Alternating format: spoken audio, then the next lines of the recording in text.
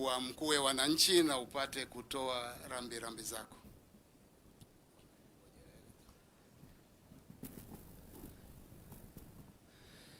Your Excellency, the Deputy President, ndugu gavana na watu wa Lamu, huu msiba si msiba wa familia peke yake, wala si msiba wa watu wa Lamu peke yake, bali ni msiba wetu sote.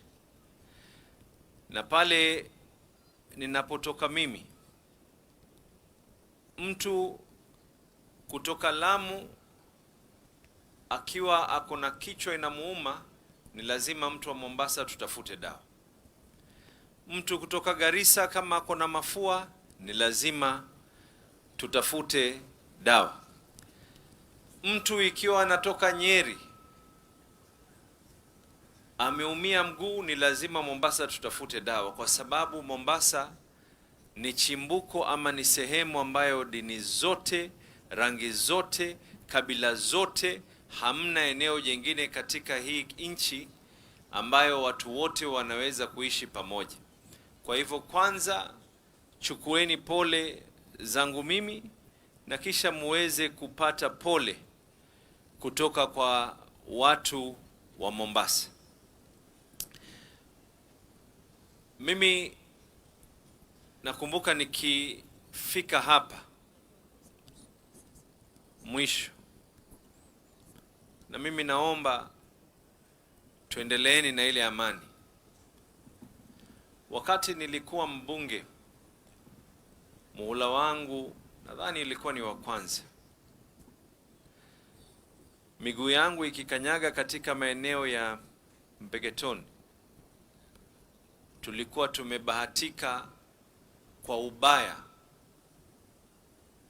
ya magaidi walikuwa wameweza kuingia na kujaribu kuleta ghasia katika maeneo haya yetu. Tukaweza kuombolezana na tukaweza kujaribu kutatua lile donda ambalo kwamba lilikuwa liko karibu kugawanya watu. Na sikufika hapa wakati ule kwa sababu ya jambo jingine.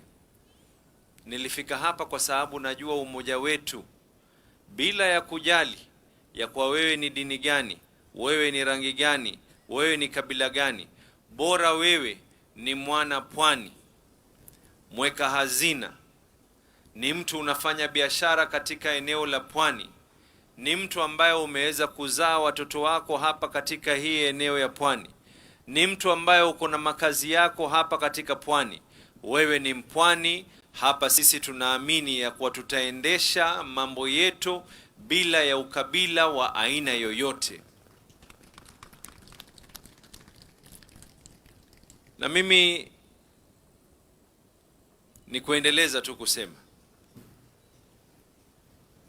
unajua tukiongea kule Council of Governors, tukiongea katika majukwaa ya siasa, na tukisema ya kwa rasilimali ya pwani pia iweze kufaa wa pwani, hata hawa waungwana walioko hapa, wao pia wanatumia maboti saa nyingine kwenda kutoka sehemu moja kwenda nyingine. Tukiongea katika Council of Governors na Commission for Revenue Allocation, ya kwa hesabu ya pwani lazima iweze kuingilia na ile mambo ya maji na mambo ya blue economy. Hatuzungumzi habari ya lugha ya ukabila, wala hatuzungumzi habari ya lugha ya jambo jingine lolote. Tunazungumza habari ya watu wetu. Tukizungumza ya kwa bandari, ni lazima iweze kuwafaa watu wa pwani. Leo hii Lamu kuna mpangilio ya kuwa port ya Lamu iweze kunawiri zaidi. Shimoni kule Kwale kuna port ambayo kwamba inajengwa. Mombasa tuko na katika port kubwa zaidi Afrika nzima. Hatumaanishi ya kuwa tunataka awe lazima awe ni kabila hii ama rangi hii ama dini hii. Bora wewe ni mtu ambaye kwamba ni wa eneo la pwani. Narejelea tena na tena na tena na tena, kwa sababu kwa bahati mbaya binadamu sisi tuko na tabia ya kusahau. Ndio maana Mwenyezi Mungu akatujalia tukawa na akili, ile kalamu nyuma iko na raba, kwa sababu saa zote tunasahau, tunaandika vingine tunafuta. Na hata hawa ambao kwamba ni viongozi wa dini watakubaliana na sisi, ni jukumu letu kuweza kukumbushana, na tutaendelea kukumbushana. Neno langu ambalo nimeanza nalo na ndile ambalo kwamba naendelea nalo,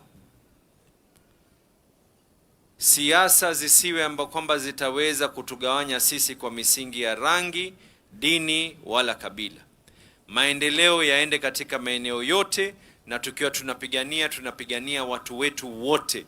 Kila mmoja anastahiki na anastahili kuweza kupata rasilimali za pale alipo.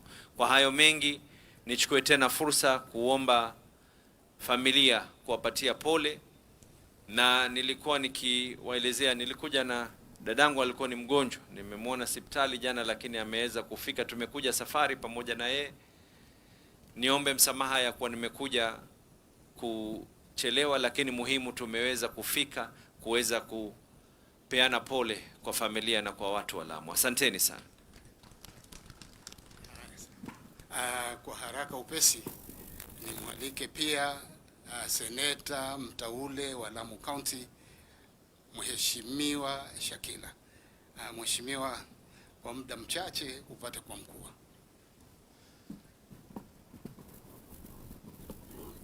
Asante Mheshimiwa Gavana. Ndugu zangu wa Lamu, hamjambo? Hamjambo tena kwetu? Mimi nataka nichukue nafasi hii nimshukuru Mwenyezi Mungu kwa kuweza kutufikisha hapa leo, kuja kujumuika na familia na watu wa Mpeketoni, kutoa rambirambi zetu na kuomboleza ndugu yetu mwenzetu Bwana Raphael Munyo ambaye alituacha. Leo tuko hapa kwa maombolezi, hatuko hapa kwa mambo mengi. Na tuko hapa kutoa pole kwa familia na wale wote watu wa Lamu ambao wamepatikana na msiba huu. Huu ni msiba wetu sote, na pia Bwana Raphael alikuwa ni kiongozi aliyekuwa habagui wala hachagui. Anafanya kazi na mtu yoyote. Mimi mwenyewe tumewahi kuinteract mara kadhaa na sikumuona ubaya wake wowote. Ni mtu niliona tunaweza kufanya kazi popote na kwa njia yoyote. Kwa hivyo tuna masikitiko alituacha. Tunamwombea Mungu amfariji, amweke pahala pema kule ameenda. Sisi Waislamu tunasema ni kwa Mungu tumetoka na kwake tutarejea. Inna lillahi wa inna ilaihi rajiun. Kwa hivyo sisi naomba familia yake Mama Stella na watoto wake na family, Mungu awape uvumilivu, awape imani ya kuweza kulea familia yako. Hata kama mzee ameenda, upate hiyo nguvu ya kulea family. Mimi nikimalizia, nimeshukuru sana nimemwona Mheshimiwa Gachagua yuko hapa. Nina ombi langu moja kwake. Mheshimiwa, tunafurahi sana sisi Lamu, usalama umeimarika. Tunashukuru Mungu. Lakini tunaomba kitu kimoja. Katika hizi roadblock kuna majibwa ambao yale majibwa kikwetu Kiislamu ni makosa sana ukitegemewa na jibwa ama mzigo wako ufunguliwe unuswe na majibwa. Mheshimiwa Gachagua, tuko tayari kuvurugwa, sisi tunakorogwa na maskari ndani na nje. Tuondosheeni majibwa.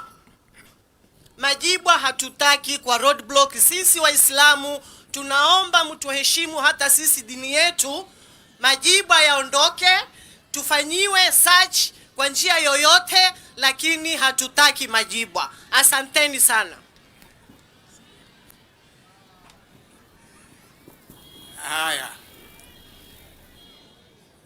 Haya, tutulie tafadhali, tuko kwa mazishi.